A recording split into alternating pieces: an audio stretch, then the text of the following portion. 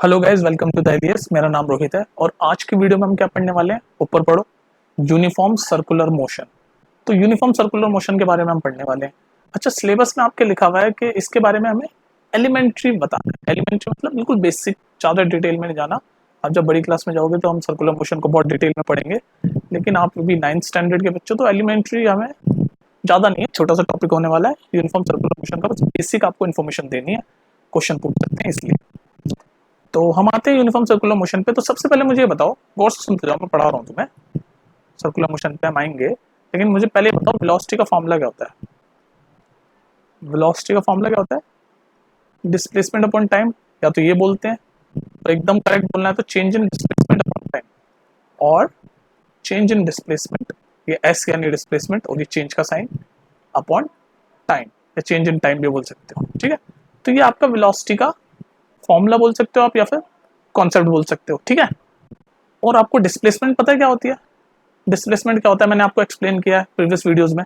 Displacement मतलब distance ही होता है, लेकिन साथ में हमें उसकी डायरेक्शन भी पता होती है। जैसे फॉर एग्जांपल अगर कोई ऑब्जेक्ट यहाँ से यहाँ गया, तो डिस्टेंस में तो क्या होगा, बस ऐसे सीधे, जैसे मैंने ट्राइंगल वाला एग्जांपल देता हूँ। मान लो ये ए, मैं आपको डिस्प्लेसमेंट समझा रहा हूँ अभी दोबारा से, ए बी सी।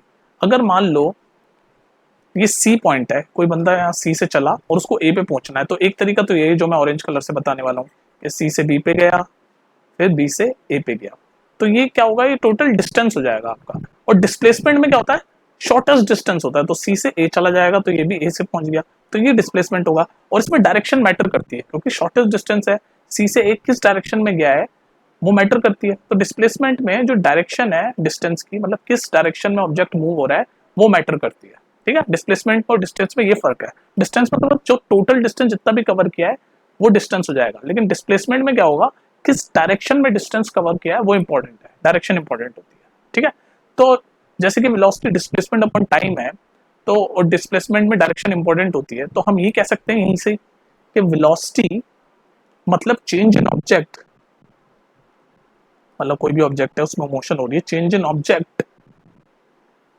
और ये कैसे है कि वेलोसिटी में जब ऑब्जेक्ट चेंज हो रहा होता है, motion in object basically, change in velocity, change in velocity, change in velocity of an object either by magnitude, magnitude मतलब टोटल डिस्टेंस कितना कवर किया है तो उसकी वजह से चेंज आएगा, या फिर डायरेक्शन, और बोथ। तो बेसिकली वेलोसिटी में अगर किसी ऑब्जेक्ट में अगर हम कह सकते हैं कि वेलोसिटी चेंज हो रही है, यानी कि एक्सेलरेशन हो रहा है, जब भी वेलोसिटी चेंज होती है तो इसका मतलब क्या होता है, एक्सेलरेशन हो रहा है। अगर वेलोसिटी चेंज नहीं होगी तो हम कहते हैं कांस्टेंट स्पीड से चल रहा है ऑब्जेक्ट, लेकिन अगर वेलोसिटी चेंज हो यानी कि एक्सेलरेशन हो रहा है, तो वेलोसिटी चेंज कब कब होती है, या तो उस ऑब्जेक्ट का डिस्टेंस का मैग्नीट्यूड बदले या फिर डायरेक्शन बदले, क्योंकि वेलोसिटी डायरेक्शन पे डिपेंड होती है, या फिर दोनों बदल जाए। समझा मेरी बात को? इसमें जो थोड़ा सा ट्रिकी है, ये मैं दोबारा समझाता हूँ तुम्हें। इधर देखो, कोई भी ऑब्जेक्ट है, मान लो ये बस है, गौर से सुनो, ये बस है। ठीक है, अगर ये बस इस डायरेक्शन में ऐसे सीधी एक ही वेलोसिटी से जाई जा रही है, मान लो 40 किलोमीटर पर आवर की स्पीड से चले जा रही है, बस ये इसमें कोई चेंज नहीं हो रहा, तो ये तो वेलोसिटी में कोई चेंज नहीं हो रहा, ये सीधे सीधे चली जा रही है, ना डायरेक्शन में कोई चेंज हो रहा, ना स्पीड वेलोसिटी में कोई चेंज हो रहा, बस चलते जा रही है, चलते जा रही है। तो इस तरीके की वेलोसिटी को हम बोलेंगे कांस्टेंट है भाई, ये कांस्टेंट है। लेकिन अगर यही सेम बस ऐसे जा रही है, तो यहाँ पर वेलोसिटी शुरुआत में इसकी वेलोसिटी मान लो 40 है, फिर इसके बाद मान लो यहाँ क्राउड व्राउड हुआ, भीड़ हुई, फिर बाद में इसकी वेलोसिटी मान लो यहाँ 30 हो गई, तो हम वेलोसिटी में चेंज आ गया, तो हम क्या कह देंगे, एक्सेलरेशन हो रहा है। लेकिन यहाँ कम हो रही है तो हम कह देंगे डी एक्सेलरेशन हो रहा है। ये सब कॉन्सेप्ट मैं समझा चुका हूँ पहले। तो कहने का मतलब अगर वेलोसिटी में यहाँ पर मैग्नीट्यूड चेंज हो गया, मैग्नीट्यूड मतलब सिर्फ नंबर, तो नंबर देख लो, यहाँ 40 से वेलोसिटी का नंबर 30 चेंज हो गया, कम हो गया, मैग्नीट्यूड चेंज हो गया, तो यानी कि वेलोसिटी चेंज हो गई, यानी कि एक्सेलरेशन हो गया, चाहे वो नेगेटिव एक्सेलरेशन हो गया हो। और अगर डायरेक्शन चेंज करे, मान लो ये बस है, मैंने तीनों के समझा रहा हूँ आपको, और उसकी वेलोसिटी मान लो शुरुआत में 40 मीटर पर, सॉरी 40 किलोमीटर पर आ रहा है, और उसके बाद वो सीधे चलते चलते इधर मुड़ गई बस, तो यहाँ पर डायरेक्शन चेंज हो गई, तो डायरेक्शन चेंज हुई है, तो इसका मतलब उसकी भी वेलोसिटी में कुछ ना कुछ चेंज आया होगा, तो यहाँ पर डायरेक्शन चेंज हो गई। तो कहने का मतलब ये है कि कोई भी ऑब्जेक्ट जब मूव कर रहा होगा या मोशन कर रहा होगा, तो उसकी वेलोसिटी या उसके उसके अंदर एक्सेलरेशन में चेंज दो ही केसेस में आएंगे, क्या, या तो उसका मैग्नीट्यूड घटे या बढ़े, मैग्नीट्यूड मतलब नंबर वेलोसिटी का, मैग्नीट्यूड का मतलब क्या होता है, नंबर, जैसे 40 से 30 हो जाए या 40 से 50 हो जाए, तो मैग्नीट्यूड में चेंज आए तो हम कह देंगे भाई वेलोसिटी एक्सेलरेशन हुआ है, या फिर डायरेक्शन में चेंज आया जैसे बस मुड़ गई थी। तो इन दो केसेस में, या फिर दोनों, बोथ, दोनों केसेस भी हो सकते हैं कि मैग्नीट्यूड भी कम हो रहा है, डायरेक्शन भी बदल रहा है। तो इस तरीके की जब चीजें होती है तो हम बोलेंगे कि भाई वेलोसिटी में या ऑब्जेक्ट में एक्सेलरेशन हो रहा है। तो ये तो सारी मैंने बहुत सारी जो बकवास करी आपको प्रीवियसली मैं पढ़ा चुका हूँ। अब आते हैं हम आज के टॉपिक पे, यूनिफॉर्म सर्कुलर मोशन। 5 मिनट मैंने आपको थोड़ा सा बेस समझाने की कोशिश की ताकि आपको यूनिफॉर्म सर्कुलर मोशन समझ आए। अब यूनिफॉर्म सर्कुलर मोशन के एग्जांपल के लिए भी मैं छोटा सा आपका बेस बनाता हूँ। मान लो ये रेक्टेंगल शेप है और ये नाम दे देते हैं इसको ए बी सी डी, ठीक है। और ये मान लो कोई बंदा है, ये ऐसे ए से बी गया, बी से सी गया, सी से डी गया और फिर डी से वापस फाइनली ए आ गया। तो इस केस में कितनी बार डायरेक्शन चेंज हुई है, ये देख लो ना, 4 कोने, फर्स्ट, सेकंड, थर्ड, फोर्थ, तो 4 बार डायरेक्शन चेंज हुई है, 4 बार डायरेक्शन चेंज हुई है। तो इसका मतलब मान लो इसकी स्पीड कांस्टेंट है, मतलब वो वेलोसिटी कांस्टेंट है, तो यहाँ पर मैग्नीट्यूड चेंज नहीं हो रहा लेकिन डायरेक्शन चेंज हो गई, तो इसका मतलब हम कह देंगे एक्सेलरेशन हुआ है, ठीक है। तो डायरेक्शन तो चेंज हो गई 4 बार। सिमिलरली अगर मान लो ट्रैक आपका ऐसा होता, यहाँ तो 4 कोने, यहाँ पर 6 कोने होते, तो भी कितनी बार डायरेक्शन चेंज होती, 6 बार। मान लो यूनिफॉर्म स्पीड से चेंज हो रही होती, ये ऑब्जेक्ट की स्पीड चेंज नहीं होती लेकिन डायरेक्शन तो चेंज होनी पड़ेगी ट्रैक पे रहने के लिए, तो 6 बार डायरेक्शन चेंज हो रही है। तो 6 बार डायरेक्शन चेंज हो रही है तो हम क्या कह देंगे, हम कह देंगे भाई एक्सेलरेशन हुआ है। मैंने आपको क्या बताया, या तो मैग्नीट्यूड स्पीड कम या ज्यादा हो या फिर डायरेक्शन चेंज हो। तो इन केस में स्पीड सेम रही है, मैंने बताया स्पीड सेम रही है लेकिन डायरेक्शन चेंज हो रही है, तो इसका मतलब आपका एक्सेलरेशन हो रहा है। अच्छा, एक समझने वाली बात है कि जैसे जैसे ये बढ़ते जा रहे हैं, जैसे यहाँ 4 डायरेक्शन थी, यहाँ पर 6 थी हेक्सागोन में, ऐसे ऐसे अगर मैं इन्फिनाइटली बढ़ा दूं, इन्फिनाइटली, समझ लो बहुत इंपॉर्टेंट चीज है ये, अगर इन्फिनाइटली बढ़ा दूं, 4 से 6 हुए, तो पता है कौन सा फिगर बनता है जब हम इन्फिनाइटली बढ़ा देते हैं, तो सर्कल बनता है। जब हम इन्फिनाइटली बढ़ा देते हैं तो सर्कल बनता है। तो सर्कल कैसे बनेगा आप जल्दी से देख लो इसको। जब हम इन्फिनाइटली बनाते हैं, एक सेकेंड, इन्फिनाइटली जब हम बढ़ा देते हैं तो सर्कल होता है। तो अगर मैं बोलूं कि इन्फिनाइट डायरेक्शन चेंज हो रही है तो जो फिगर बनता है वो बनता है सर्कल। ये सर्कल इमेजिन करो, जैसे मैंने बताया भाई 4 डायरेक्शन चेंज होती है तो रेक्टेंगल है ना। ऐसे आप देखते हो डायरेक्शन बदल, चेंज इन डायरेक्शन बढ़ती जा रही है। ऐसे अगर मैं इन्फिनाइटली डायरेक्शन चेंज करूं मोशन की, तो वो जो फिगर बनेगा वो बनेगा सर्कल। तो इसका मतलब ये कहता है कि जब भी कोई ऑब्जेक्ट मान लो यहाँ से चला और सर्कुलर मोशन में से चल रहा है, चाहे उसकी स्पीड सेम हो, चाहे स्पीड उसकी सेम हो, लेकिन वो इन्फिनाइट टाइम पे डायरेक्शन चेंज कर रहा होगा।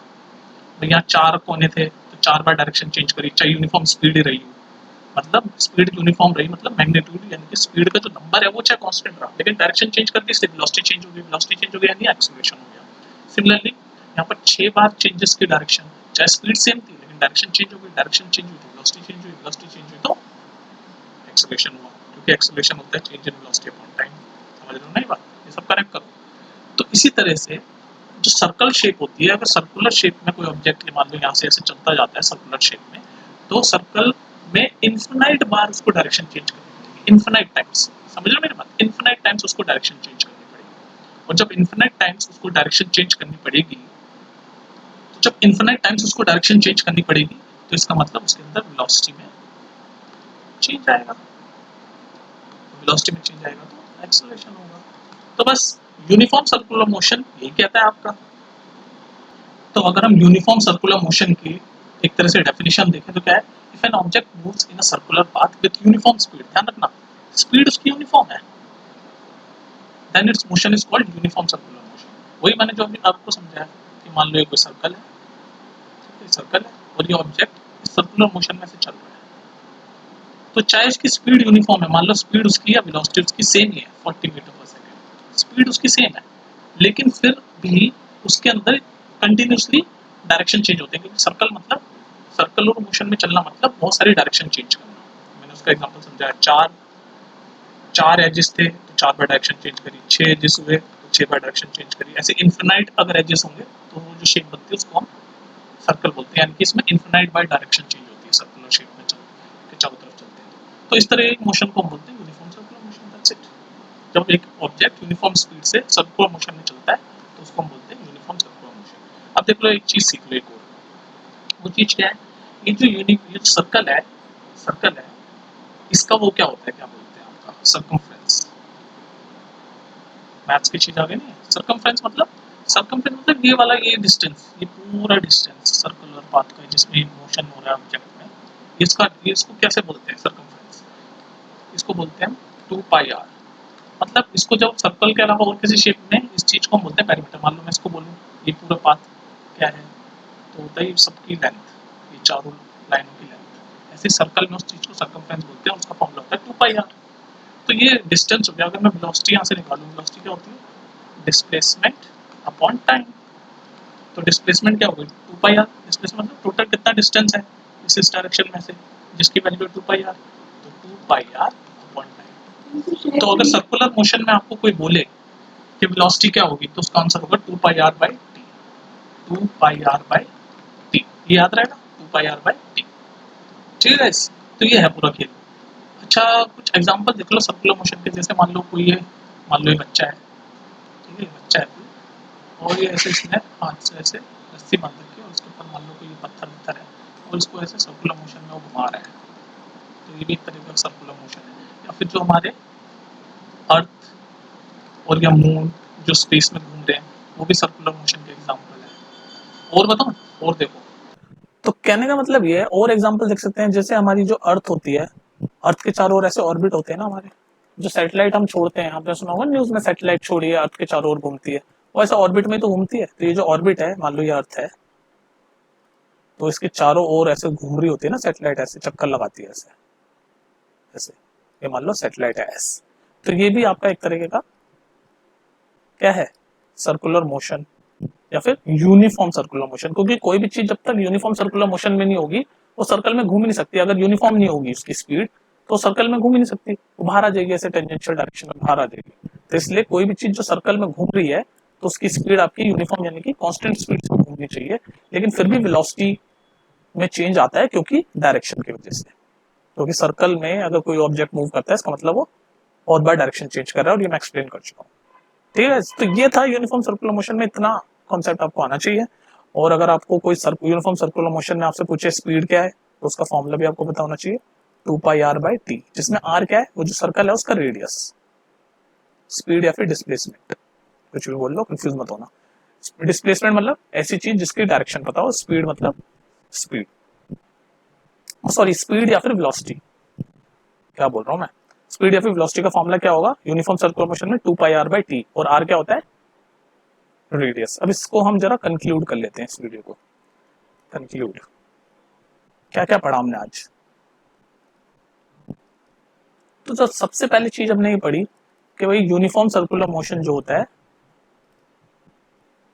यूनिफॉर्म सर्कुलर मोशन क्या होता है, is because of change in direction, change in direction of the object, of the moving object. जो ऑब्जेक्ट घूम रहा है, मूव कर रहा है सर्कल के, उसकी डायरेक्शन चेंज होती जा रही है, स्पीड उसकी यूनिफॉर्म है, तभी तो नाम यूनिफॉर्म है। मतलब स्पीड नहीं बदल रही है उसकी सिर्फ डायरेक्शन चेंज हो रही है, क्योंकि सर्कल में घूमना मतलब डायरेक्शन चेंज होना ऑफ अ मूविंग ऑब्जेक्ट। तो ये हमने पढ़ा। दूसरा फॉर्मूला कि भाई अगर आपसे कोई बोले स्पीड बताओ यूनिफॉर्म सर्कुलर मोशन की, तो वो उसका फॉर्मूला होगा 2πr/t, जिसमें r क्या है, r होता है वो जो सर्कुलर मोशन में जहां वो घूम रहा है उसका रेडियस, और टाइम मतलब जो भी टाइम पे वो स्पीड पूछ रहा है, कितनी देर के लिए घुमा, जो भी। ये पढ़ा हमने। और उसके बाद फिर हमने कुछ एग्जांपल्स देखे भाई यूनिफॉर्म सर्कुलर मोशन के। वो एग्जांपल आपको बता दिया, एक बच्चा थ्रेड को घुमा रहा है, आपने भी घुमाया होगा बचपन में, या फिर सैटेलाइट जो अर्थ के चारों तरफ घूम रही है, या फिर अर्थ और मून, ये भी हमारे जो मोशन में गोल गोल घूम रहे हैं, ये सब अर्थ और मून वगैरह, ये सब यूनिफॉर्म सर्कुलर मोशन, शॉर्ट में लिख दिया मैंने, यूनिफॉर्म सर्कुलर मोशन। तो इतना काफी है, तो मैंने ज्यादा पढ़ा दिया। बाकी छोटा सा टॉपिक है आपका, आई थिंक बुक में तो आधे पेज का भी नहीं है, तो इस वक्त समझ लो, इसको एक दो बार देख लेना। वैसे तो इतना कुछ डिटेल है नहीं, और एक आध न्यूमेरिकल आ सकता है इस पे, इस वाले फॉर्मूले पे, तो देख लेना। ठीक है, और कुछ पूछना हो तो पूछ लिया करो बिना हेजिटेशन के। मिलते हैं फिर नेक्स्ट वीडियो में, टेक केयर।